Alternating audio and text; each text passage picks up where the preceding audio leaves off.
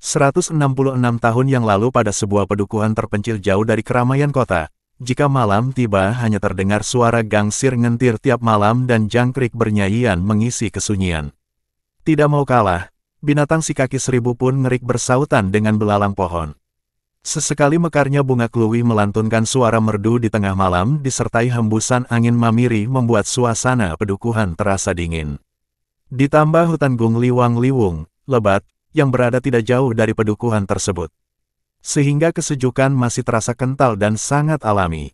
Jangankan deru mobil, listrik pun saat itu belum bisa menjamah duku ini yakni Duku Kauman, Desa Kesesi, Kecamatan Kesesi, Kabupaten Pekalongan, Jawa Tengah. Lahirlah Orok, bayi laki-laki ganteng dengan kulit sawo matang dari seorang ayah Tarap dan ibu Tarkumi. Bayi mungil hasil cinta kasih sepasang suami istri itu kemudian diberi nama Muhammad Ashral, tepatnya terlahir di tahun 1847 m. Ashral lahir di lingkungan keluarga sederhana dan mandiri. Hidup apa adanya, tidak aeng-aeng, serta tidak mengenal dunia kemewahan. Bahkan ia pun setelah menginjak usia balik sudah ikutan turut menggembalakan hewan ternak piaraan orang lain, untuk mengisi kesibukannya sebagai seorang anak seperti pada umumnya yang suka bermain dan bermain. Di mata teman sebayanya, Ashral kecil ini dikenal sebagai anak pendiam dan dalam pergaulan ia selalu mengalah di segala hal, juga sifat sebagai seorang pemaaf sudah ditunjukkan semenjak ia masih kecil meskipun banyak teman bermain tidak jarang yang menyakiti. Bahkan ada pula yang menghinanya. Dalam diri Ashral tidak terbesil secuil pun muncul perasaan dendam. Seketika itu pun langsung memaafkan kepada teman sepermainan walau tidak diminta. Waktu berjalan sesuai irama denyut nadi. Bagai mengalirnya air sungai tanpa bisa dipenggak atau dibendung oleh apapun. Datan tedas tinegas dening pedang ligan. Arus air tersebut tetap akan menuju pada sebuah suratan yang telah ditentukan oleh Allah Ta'ala. Kini Ashral telah menginjak usia remaja akan tetapi sifatnya masih seperti Ashral kecil dulu yang pendiam dan pemaaf. Barangkali sudah menjadi karakter dan perwatakannya dan pengaruh daripada sebuah pergaulan tidak mempan merubah kepribadiannya yang sudah meresap dalam tulang dan daging bocah kecil ini. Bahkan tidak jarang Ashral memperlihatkan sebuah keanehan, keunikan, keajaiban, yang tidak dimiliki oleh anak-anak seusianya. Yang lebih menonjol yaitu ia lebih senang menjauh dari kehidupan yang bersifat keduniawiah, kesenangan dunia semata, seakan ia sudah tahu betul sejak kecil bahwa dunia dan seisinya hanya cuma titipannya. Donya kuwi munggulu orang Jawa bilang, gampang luntur lan ilang sakeya ping netra yenta pangeran kang akarya jagat ngersake. Oleh karena itu ia lebih asyik mencari sesuatu yang lebih hakiki. Ia lebih melihat ke sebuah esensi bukan sekedar eksistensinya saja. Atau barangkali Ashral kecil sedang mencari sebuah mutiara hidup yang bersemayam dalam dirinya sendiri. Inilah keunikan Ashral kecil selalu menjauh dari sesuatu yang bersifat keduniawian. Dipandang sudah dewasa oleh orang tuanya, maka pada suatu ketika kedua orang tua Ashral memperkenalkan pada seorang perempuan untuk dijadikan sebagai pendamping hidup Ashral. Sebab usia sebaya Ashral di sebuah pedukuhan Kauman Kesesi rata-rata sudah pada menikah usia muda. Saat itu menikah di usia muda bukan hal aneh, atau menikah usia muda bisa dianggap melanggar UU PPA seperti sekarang ini. Usia 11-an tahun di Duku Kauman sudah banyak yang menikah. Hal ini disebabkan oleh karena tradisi dari leluhur sebelumnya dan turun-temurun ke generasi berikutnya. Tak lama kemudian sebuah perkawinan, ijab kabul, pun dilaksanakan antara Ashral dengan wanita tersebut, tidak dijelaskan nama wanita dan alamat. Namun, tiba-tiba semua terhenyak kaget melihat ulah Ashral. Yang terjadi tidak seperti pada umumnya seorang lelaki setelah meminang seorang perempuan. Tatkala setelah ijab kabul, akad nikah, dilaksanakan pada hari itu pula lah Ashral langsung pulang kembali ke rumah orang tua bersama teman pengiring, pengantar pengantin, dan tidak mau kembali lagi ke tempat istrinya yang baru saja dinikahi. Kedua orang tua Ashral pun kaget dan dibuat bingung olehnya. Beliau berusaha mencari tahu apa sebab musabab anaknya pulang secepat itu. Selaksa pertanyaan pun mengelayut di benak kedua orang tua Ashral. Akhirnya, teka-teki itu pun terjawab seketika. Nangapa kowe balik ora gelem boyo? Aku pingin mondok bae mak. Aku kepingin aring pesantren sinau agama men pinter. Jawabnya singkat dan mentes. Sebab Muhammad Ashral pulang seketika dikarenakan ia belum ingin berumah tangga. Pada saat itu yang diinginkan Ashral muda bukan mencari pendamping hidup atau seorang istri. Akan tetapi ia terpanggil dari telenging hati, jiwa yang dalam, hanya ingin menimba pengetahuan ilmu agama Islam yang lebih mendalam dengan cara mondok di pondok pesantren, Ponpes. Sebuah cita-cita luhur yang jarang ditemukan pada jiwa sebaya Ashral pada saat itu. Kemudian pagi-pagi benar Ashral menemui kedua orang tua dan kerabatnya untuk pamitan dan memohon izin pergi ke Babakan Ciwaringin, Cirebon, Jawa Barat. Tujuan utama tak lain adalah untuk ngangsu kauruh, menimba ilmu agama Islam dengan mondok, nyantri, di tanah Cirebon tersebut. Anak polah Bapak Keprada. Akhirnya kedua orang tua Ashral dengan berat hati pun mengizinkan dan merestuinya secara tulus ikhlas. Dengan sedikit uang sebagai ongkos perjalanan dan dibekali makan untuk keperluan di jalan, maka Ashral dengan tekad bulat dan nyawiji melangkahkan kaki seorang diri ke tempat yang dikehendaki, hanya mengikuti kata hati dan ngetuti jangkahing laku raga kang katuntun suksma. Inilah awal petualang spiritual seorang anak Muhammad Ashral pergi keluar dari sebuah pedukuhan terpencil tempat tanah kelahiran yang ia cintai. Ia lebih mengutamakan mencari dan mendalami ilmu agama Islam daripada segalanya. Sampai kedua orang tuanya pun yang sangat mengasihi ia rela tinggalkan. Bahkan istri sah yang baru saja isnikahi juga ia tinggalkan begitu saja karena ada tugas yang lebih utama harus ia kerjakan. Perjalanan panjang ia lalui dengan jiwa lapang dada, dengan usus panjang, dengan waduk segoro dan pikiran padang. Desa Kesesi Pekalongan menuju ke tanah Cirebon, Jawa Barat bukan jarak dekat dijalani dengan berjalan kaki. Saat itu belum ada angkot atau angdes seperti sekarang ini. Ke Jakarta tinggal beli karcis lalu naik dan tidur tiba-tiba sudah sampai di Pulau Gadung, Jakarta. Sekarang zamannya serba instan. Lain halnya pada zaman Ashral kecil. Butuh tenaga dan kesabaran ekstra jika ingin bepergian jauh. Tidak mengenal siang atau malam, perut keroncongan pun diabaikan begitu saja. Tapi semua kelelahan, rintangan, tidak terasa bagi Ashral, ibarat pepatah Jawa bilang sakpira gedining sangsara yenti nampa amung dadi coba, seberapa besarnya penderitaan jika diterima dengan lapang dada hanyalah sebuah cobaan. Jarak yang jauh, waktu yang lama dan melelahkan bukan aral rintangan baginya. Pada waktu itu pengasuh Ponpes Babakan Ciwaringin, Cirebon, Jawa Barat adalah Kiai Munir. Setelah sampai ke tempat tujuan, ia menyatu di lingkungan Ponpes akan tetapi sifat kecilnya tidak berubah sama sekali juga perilaku dalam keseharian. Ia selalu menyendiri bahkan di lingkungan Ponpes dikenal sebagai anak pemalas. Disebabkan oleh karena di saat santri yang lain sedang melaksanakan perintah, tugas, dari ustadz, guru, ia malah acap kali tidur. Hal itu sering membuat santri lain kurang senang terhadap perilaku Ashral. Pada suatu ketika ia disuruh rekan santri untuk menanam pohon pisang. Ashral menolak keras. Ia baru akan menuruti menanam pohon pisang jika dengan sebuah persyaratan atau sebuah sayembara.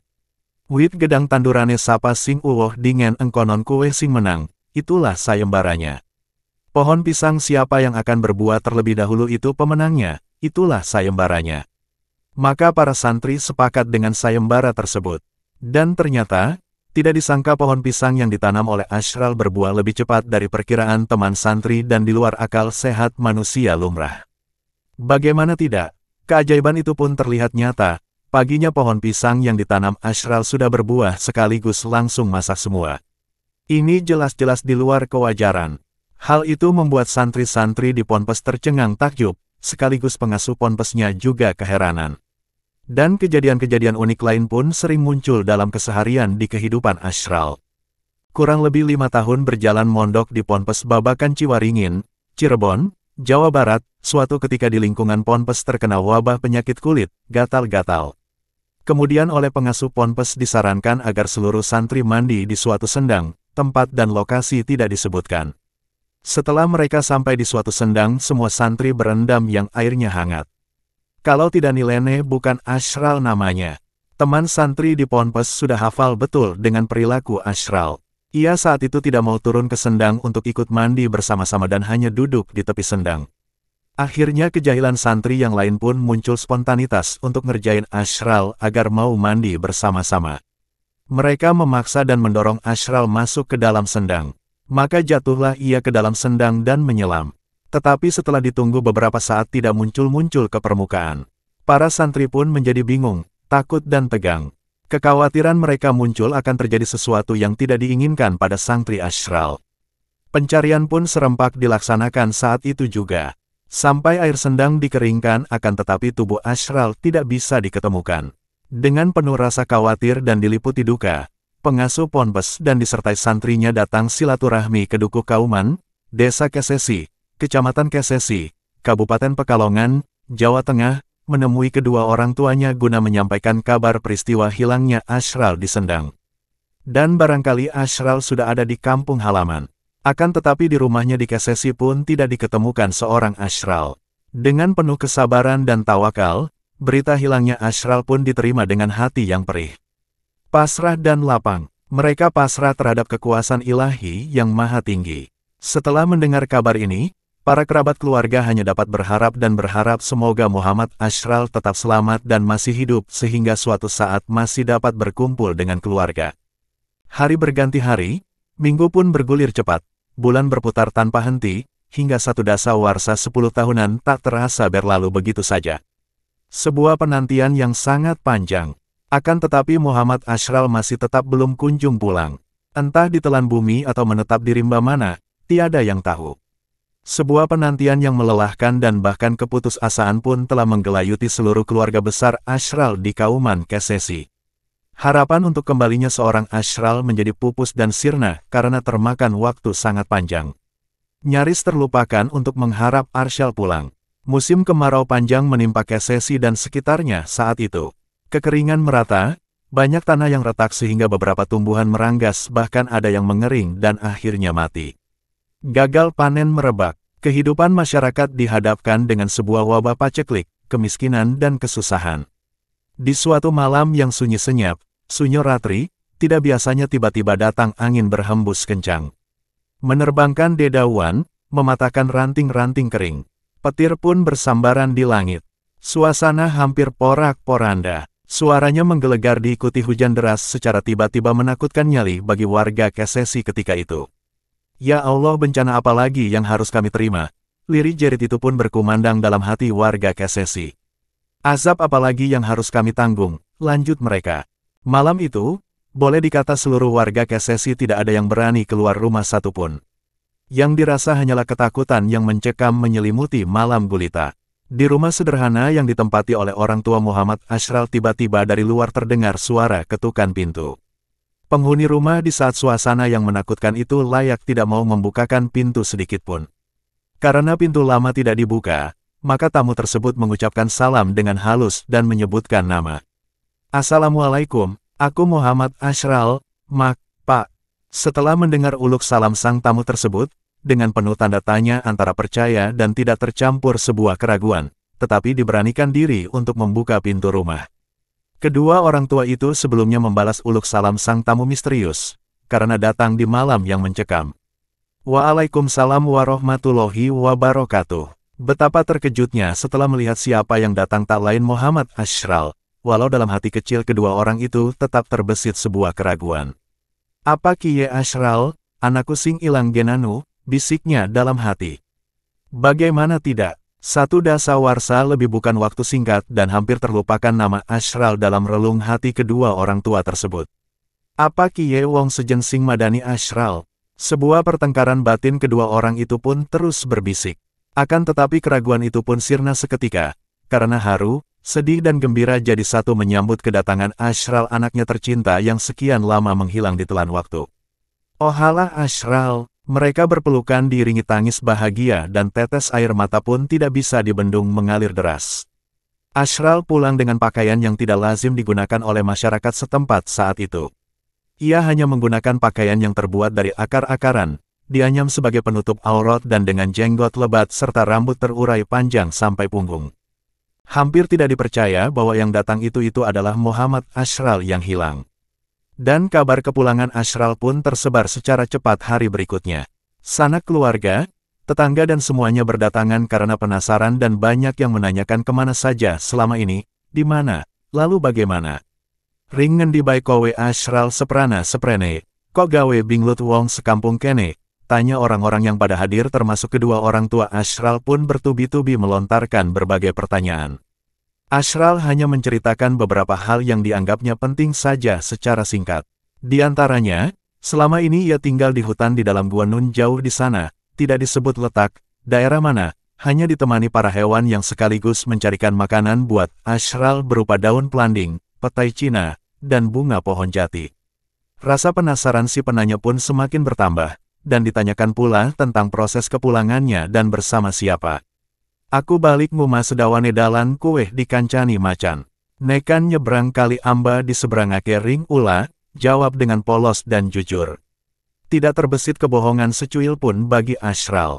Ashral menceritakan bahwa ia selama di perjalanan ditemani oleh seekor harimau dan apabila menyeberangi sungai besar ia diseberangkan oleh seekor ular.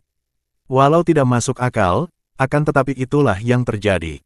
Bukankah alam, kehidupan, ini serba jais?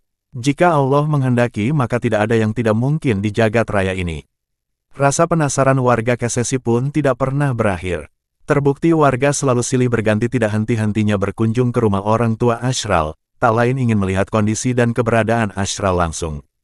Suatu hari dengan tidak diketahui penyebabnya secara tiba-tiba Ashral naik ke pohon kelapa. Berhari-hari hingga berbulan-bulan lamanya tidak makan dan tidak minum. Dengan segala akal, berbagai cara serta kemampuan seluruh keluarga merayu agar Muhammad Ashral agar mau turun. Namun tetap saja Ashral tidak bergeming sedikit pun untuk turun. Peristiwa ini berlalu dibiarkan begitu saja, ia berada di atas pohon kelapa hampir 1 tahun penuh lamanya. Dan kemudian Ashral pun turun dengan sendirinya tanpa ada yang menyuruh untuk turun. Proses turun dari pohon kelapa ini pun membuat orang tercengang heran. Ia turun dengan pelepah kelapa yang sudah kering melayang meluncur ke bawah sampai mendarat di tanah dengan selamat. Akhirnya pelepah daun kelapa tersebut digunakan untuk duduk sila di bawah pohon jeruk dan pohon nangka. Di tempat baru itu pula lah Ashral tidak mau beranjak sedikit pun, hingga berbulan-bulan lamanya. Hingga datang musim hujan pun Ashral tidak mau pindah tempat. Pendirian Ashral tidak berubah. Sehingga kerabat-kerabatnya membuatkan suatu tempat untuk berteduh agar terhindar dari guyuran air hujan serta dibuatkan pula pagar keliling sebagai pembatas tempat ia lelaku tersebut.